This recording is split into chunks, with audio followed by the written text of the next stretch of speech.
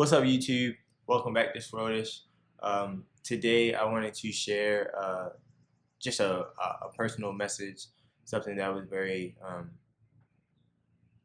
that's been very dear to my heart. I probably should have led with this.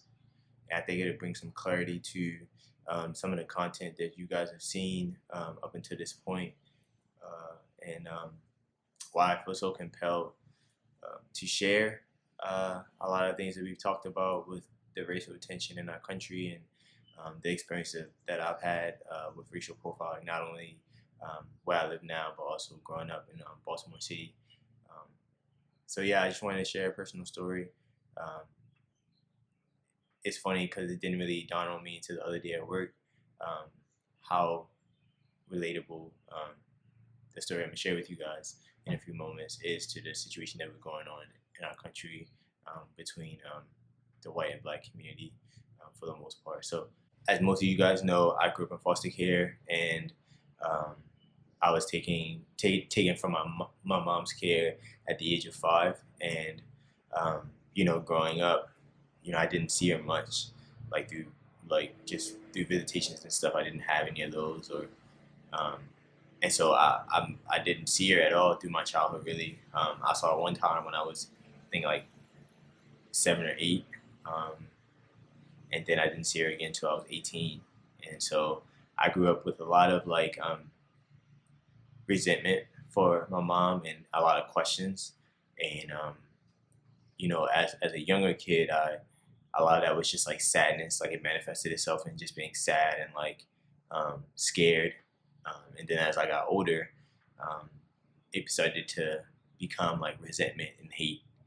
And a lot of my other siblings can probably testify to this, but yeah, I really just didn't understand why I was placed in a situation where I had to go through the things that I was going through, and I went to sleep a lot of nights not knowing if my mom was even alive, or if she even knew about me, or had she forgotten about me. My mom had a lot of kids, so I'm sure in some situations she, remembering us got blurred. And so I just had a lot of questions, and it wasn't until I kind of reconnected with her as I got older, and I actually spent 6 months living with my mom, um, and to go through all of that I did as a kid and not seeing her and not being around her, when the golden opportunity came to ask all the hard questions and to have the conversations that bring tears and sadness, I never asked her. I never asked her like why, what happened, what transpired that put us all, me and my siblings, in a situation where we were felt like we were fighting for our lives since we were little kids and trying to find love and security at when we were just kids. I never asked her what took place, what happened in her life that put her in a position where she lost her kids. I never asked her.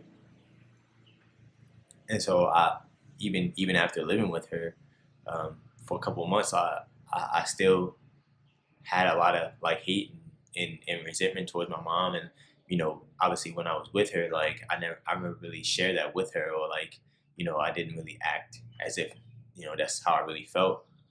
I just masked it and moved forward and was cordial, and just said, "Mom, I love you." Not, and I'm sure she probably, appreciate that a lot. But yeah, that never happened. And so, in 2017, my mom actually passed away, and uh, that February, she got diagnosed with lung cancer, and a big reason of why me and my siblings all went into care is that my mom struggled with addiction, and she um, always was kind of something that was something she really struggled with throughout her life, and um, it resulted in her losing custody of us.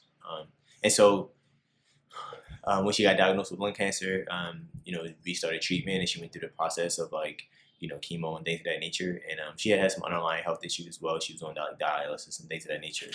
And then, yeah, so but everything was going pretty good. And then, March came, and things were getting really better, a lot better, and things were looking uphill. And she began to use again. And with all of her underlying health issues, it got the better of her, and she ended up had to be put into a medically induced coma in order for her body systems to um, function. And so on April 22nd, I get a phone call from my brother, and he calls and he says, um, "You need to get down to Baltimore. It's not looking good."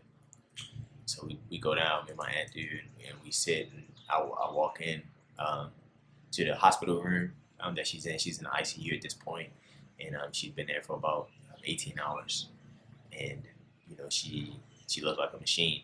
All these things are hooked up to her, and um, machines are beeping and all this craziness. And I'm looking at my mom like, what the heck is going on?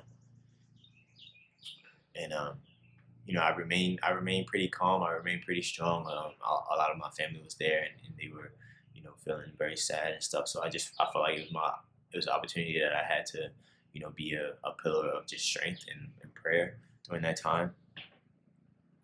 And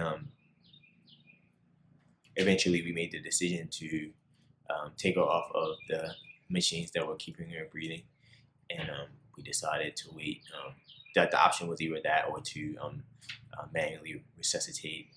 Like I said, my mom she had gone through chemo and stuff, so she was really tiny at the time, and just the idea of like doctors coming in and trying to physically resuscitate and potentially break ribs, and it was just too much for us, and so we decided to, if this is God's time for her, um, then so be it. Um, she's been through a lot, so we decided to do that. And, she lasted about maybe 2 minutes, and but before that, like while we were kind of deliberating and waiting and just having conversations and just trying to all like comfort each other, in the waiting room of the ICU, I had a conversation with one of my aunts, one of my mom's sister, and she was just reflecting on their childhood growing up, and she told me that your mom grew up in foster care too, and things were really hard for her growing up, and she didn't get a lot of love. She didn't have people there um, to comfort her in her times of need, and you know, um, and it really struck me because, and this is I was thinking about this the other day, is that I spent 20 years of my life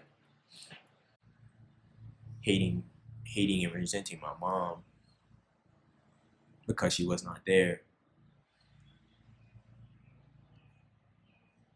But she was not there for me, or didn't know how to be, because no one taught her what that looked like. And it gave me a context for her story and a context for my story. And man, it just struck me so hard, because it's like, how can I hate someone who went through the same situation that I did, right? Like, how can I resent someone whose circumstances were identical to mine? And I'm wondering, and I'm looking back on my life and saying, like, if I had two kids when I was 19 and one on the way, what would be mine? How would I deal with life, knowing the struggles and uphill climb that I had facing me? So I say all of that to say that, are we in a state as a country? Um, no, scratch that. Are we is the church in the mindset that we would rather not ask questions, that we would rather not have conversations, that we would rather not be vulnerable just for the sake of not having to feel uncomfortable in this time. I missed out on a lot of years of just feeling free of like hating my mom just because I didn't know her story.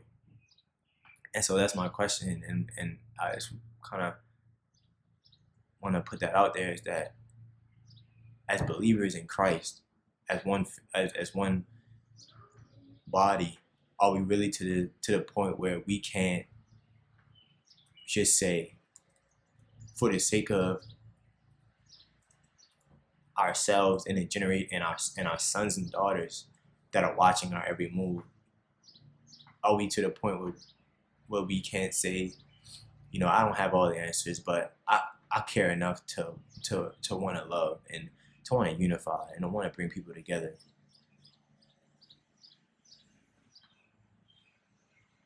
The day I had that conversation with my aunt, my mom died that day.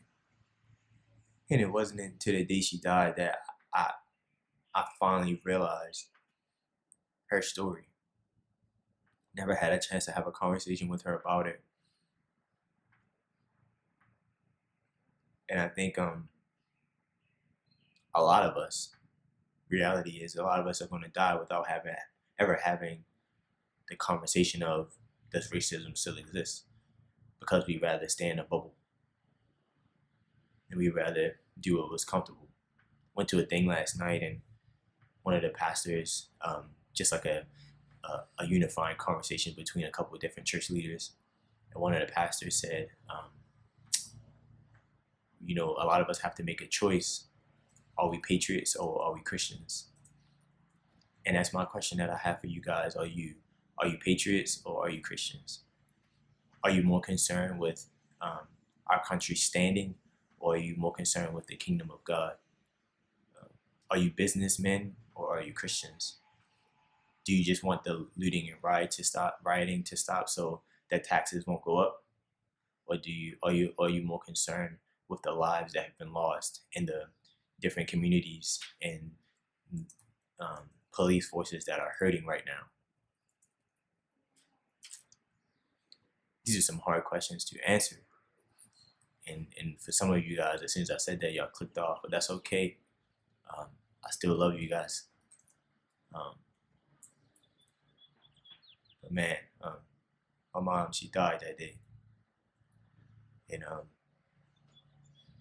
I never got a chance to ask, so I'm asking you guys now. What's it gonna be? Are we gonna be Christians, or are we going to be patriots? And I probably should have led with this. And this would be the last message that I have in regards to this topic. I'm done talking about it. Now it's time for me to do and to get my hands dirty. And so that's what I'll be doing. And I inspire and encourage you guys to do the same. So I love you guys, and thank you so much for watching.